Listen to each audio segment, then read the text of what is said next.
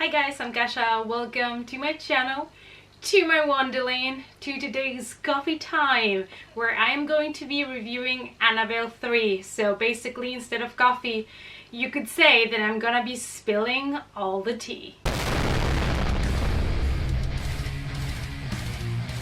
It's coffee time. So today I have as my guests of honor, we have Sam from Trick or Treat, and then I have one of my dolls from my doll collection that you normally never get to see in my videos, and a lot of people find them creepy. I just like them. That's why I started collecting them. I started collecting them a long time ago. I no longer do, but I still have kept the ones that I did purchase back then. So yeah, I thought because this is a movie about a creepy doll, or is it? Let's be honest. I thought I would bring them into the picture. So now let's start with Annabelle 3, Annabelle Comes Home movie review.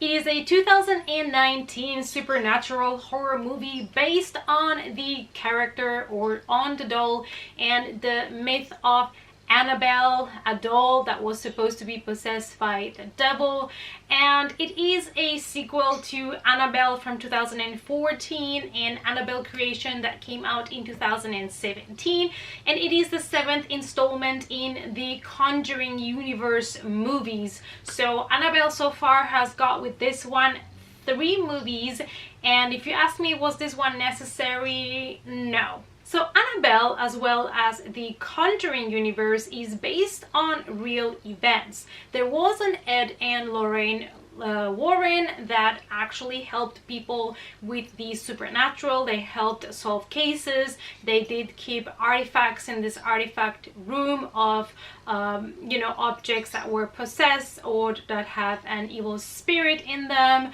or that were cursed. And basically they've helped very famous cases like the Amityville horror case, and they came across this doll that they were told it was possessed by the devil, and they did take it home.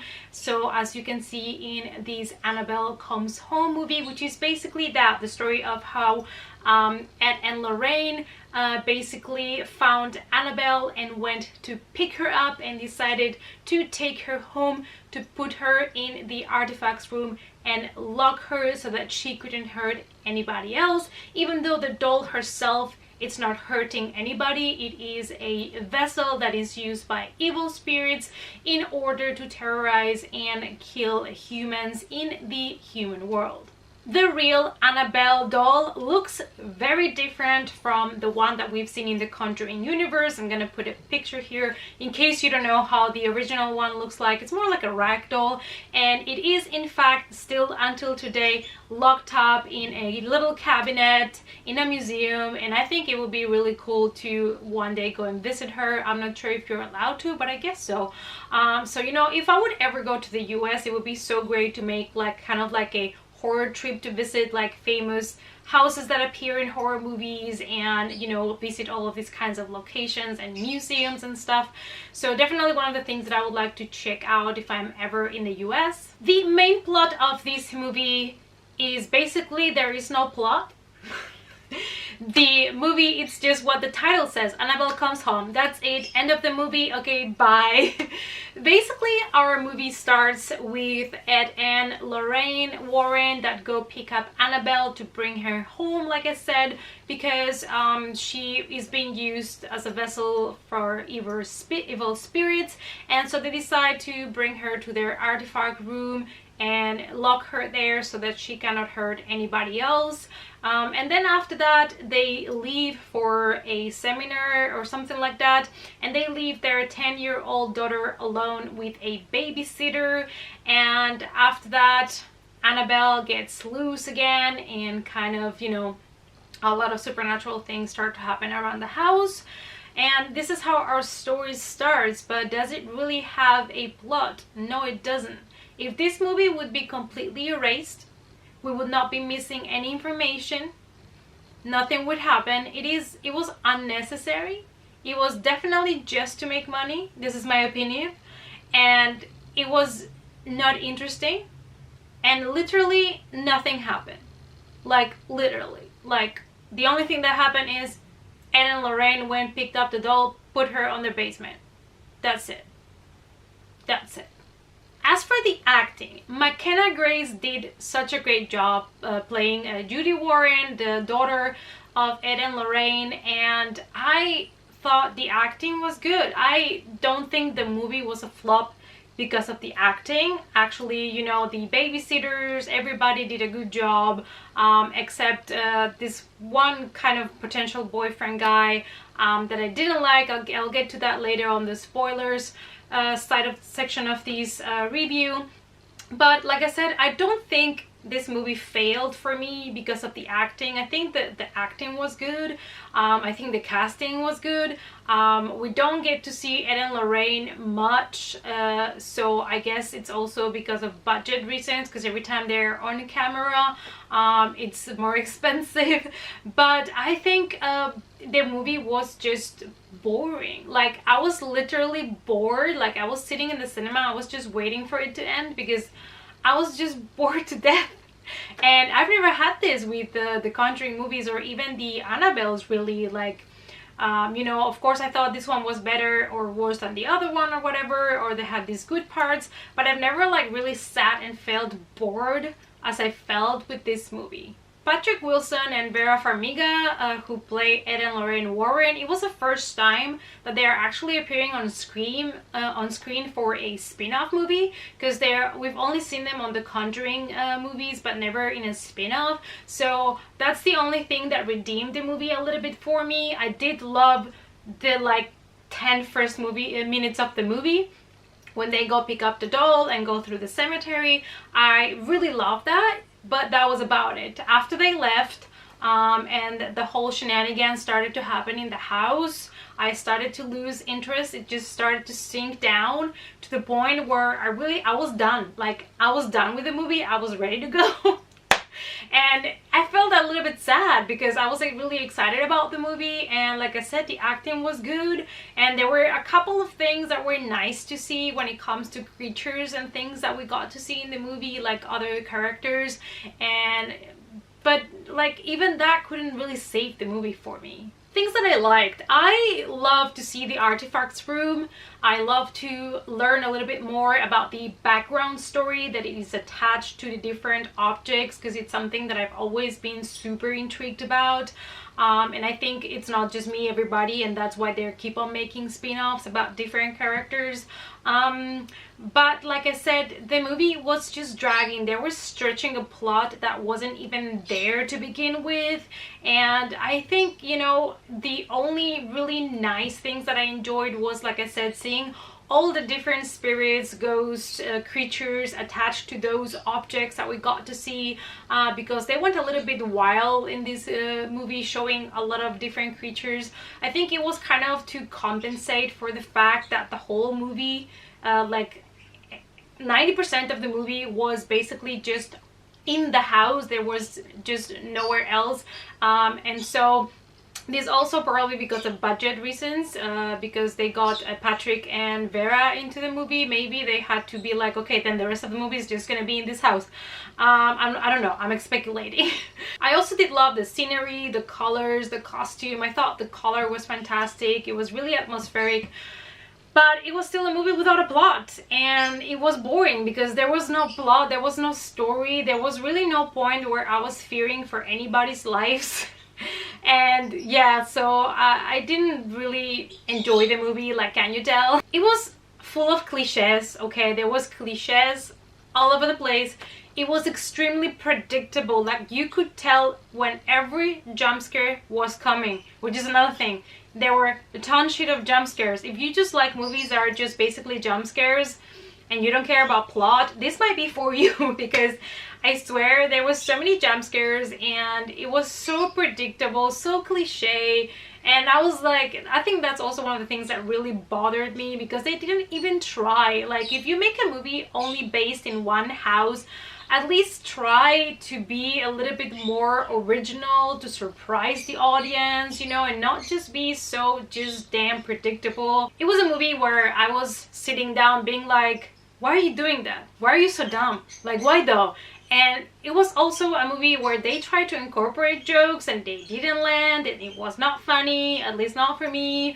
And it's interesting because that day I went to see Child's Play, and then I took a break, and then I went to see Annabelle 3, and there was such a big difference because Child's Play was entertaining, it had good deaths, it had like a lot of jokes that landed, and then I went to see Annabelle and I'm like, what is this? It was like decaffeinated version of a supernatural movie. It was boring and not even the humor landed. Okay, so now we're gonna go into spoilers. I don't have too many things really to comment because, like I said, nothing happened in this movie, but I'm gonna go a little bit more into detail if you care about the things that happen in this movie. Honestly, like I said, I really enjoyed the beginning when the movie started and I saw Ed and Lorraine Warren go pick up Annabelle, had this great atmosphere. Then they went into the car, and in the cemetery the car of course breaks down in front of the cemetery. Super convenient, but let's ignore that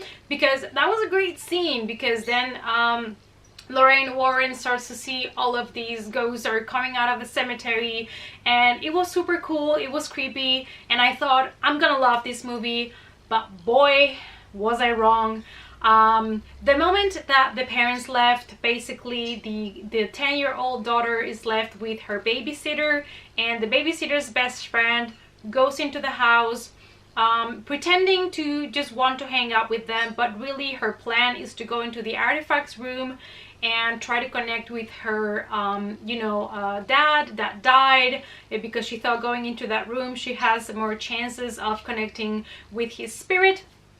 And so she ends up breaking into the room, and what does she do? She touches everything, ignores all the warnings, and you're just sitting there like, ugh, you know those characters you just hate because they're just doing everything, you know that it's stupid. And it was like, no. And I don't know, it just started to go downhill from there for me. Even the dialogues were predictable, because when the other two girls realized that she had gone into the artifacts room, they asked her, what did you touch? And she was like, everything. And I was like, oh, it's like everything was predictable, even the dialogues, nothing happened. And there were some cool scenes, especially when they were going through the hallways, and they could have built up a lot of tension and make people really, get a grip of their seats, but it was just boring. It was like you were not in tension, you were not like under like any kind of fear. It was not creepy at all. And just showing cool characters and having some good acting is not gonna save it if there is no tension, there is no creepiness, nothing is unsettling really for the viewer, everything's predictable. Even the jump scares, you could be like, no, and they would come. And it was, I'm in a way upset because I was disappointed, but in another way it's like, you could have done such a great movie. Having a movie played just in a house can be tricky, but I have seen in other horror movies with a lower budget and not so well-known horror movies where the crew were so creative that they figured out ways of keeping you super intrigued, interested, giving you like other angles, coming to you like through another door or window, and making things like really interesting and new and exciting. And this one felt like the whole movie had the same tone, and it was just boring. I was kind of hoping that they were not gonna use this movie as an excuse to make spin-offs of all the different new characters that they have introduced. Even though I would like to see these creepy guys, the ones that give you the coins to go to the land of the dead, and I thought those were the best ones, and I loved the scenes with the coins and everything. But again, there was no tension, so you were not even scared or creeped out by anything. It was just nice to see. That was it. That's my problem. And sadly they have announced, and I think it's official, I'm not sure, that they are going to make a spin-off of the werewolf kind of creature that it's hunting the boyfriend outside of the house. And one of the things that I did appreciate is that they did use a person in a suit that they created, so it's all props and they put a little bit of CGI on top. But I do appreciate the fact that, you know, they tried to make props and not just CGI the whole creature, and that it was actually an actor inside of the suit. However, this creature is like 5 seconds of the movie. It's like, we're gonna put this werewolf here for 5 seconds and then we're gonna use that to make another spin-off.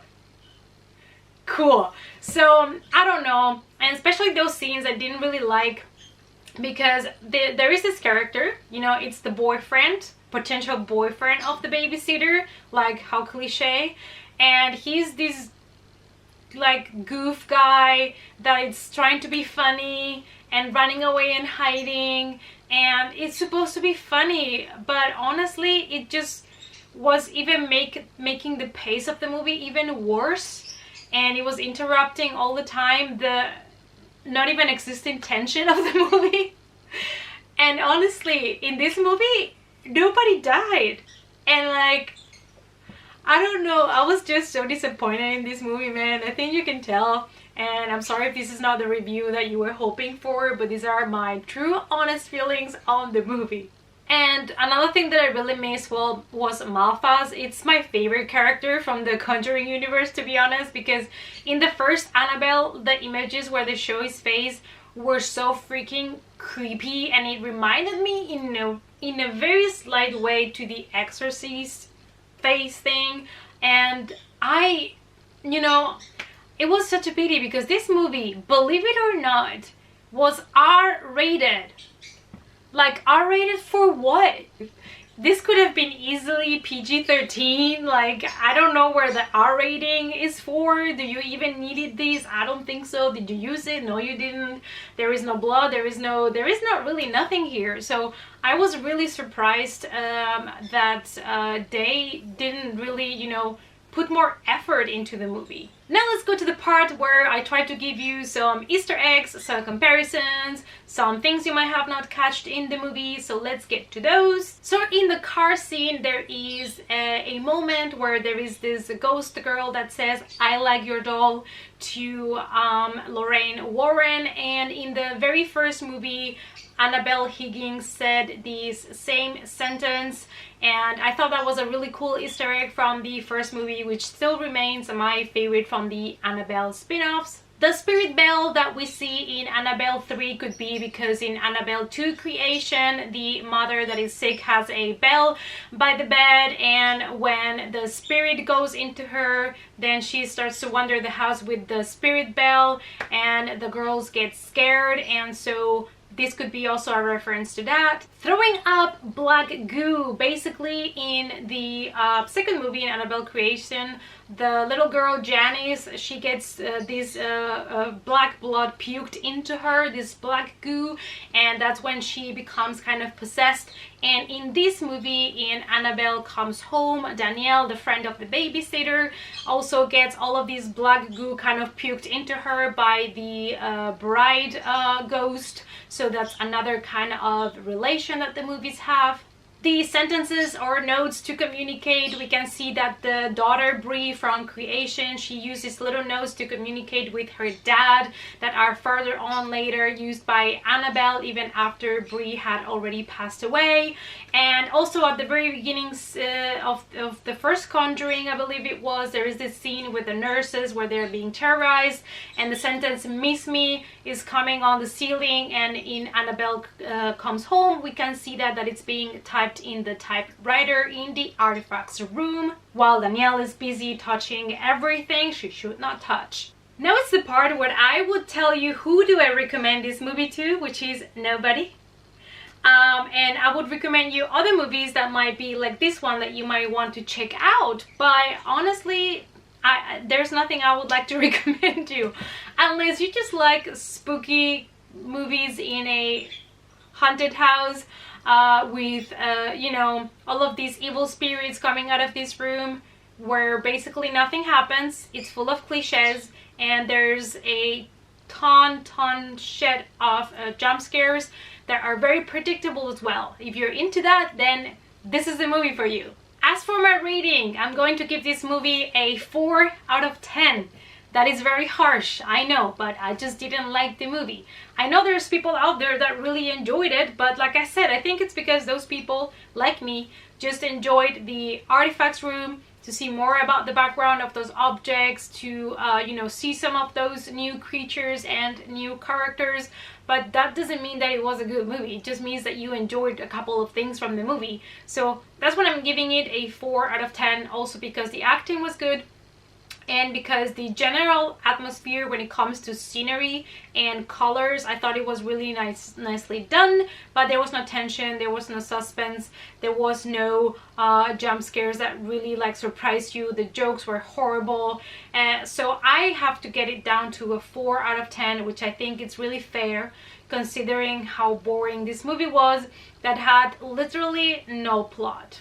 Alright guys, I hope that you enjoyed this movie review. I didn't want to call it a rant because it's not like I really hated it. I'm kind of more disappointed because I really wanted to enjoy the movie. I do enjoy movies about dolls, about evil spirits. I love the Conjuring universe, and the first two Annabelles were fine. I really enjoyed the first one. So I was kind of more disappointed because I went there super hyped about it, and then I was just like, it was not good. So anyways, if you've already watched the movie, I would really like to know what you thought about the movie, the things that I have mentioned. Let me know down below. And even if we have totally different opinions, we can always discuss, we can always talk about it in the comments down below. And please guys, give the video a thumbs up for support. Subscribe to the channel if you don't want to miss any more coffee times with me. And remember to click on the notification bell as well, so you're notified every time that I upload a new video. Normally it is twice a week.